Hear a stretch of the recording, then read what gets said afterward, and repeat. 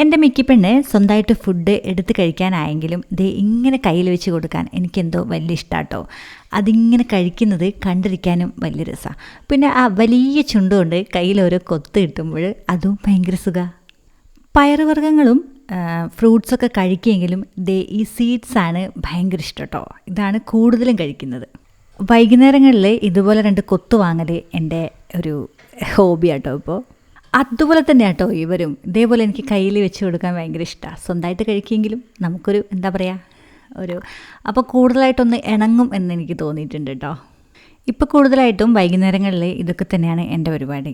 ചെടി, പ്രാവ്, മീൻ, പിന്നെ നമ്മുടെ മിക്കി, ഇതുങ്ങളൊക്കെ അങ്ങനെ ലാളിക്കുക, പരിചരിക്കുക, ഇതൊക്കെ തന്നെ. ഇപ്പം ഇടയ്ക്കിടയ്ക്കായിട്ട് ചെറിയ ചെറിയ മഴകൾ പെയ്യുന്നതുകൊണ്ടേ ഈ മുറ്റത്തൊക്കെ നിറയെ പുല്ലുകൾ കയറുന്നുണ്ട്. അപ്പം വൈകുന്നേരം കുറച്ച് സമയം അതിന് വേണ്ടിയിട്ടും കൊടുക്കണം, പുല്ല് പറിച്ച് കളയാനേ.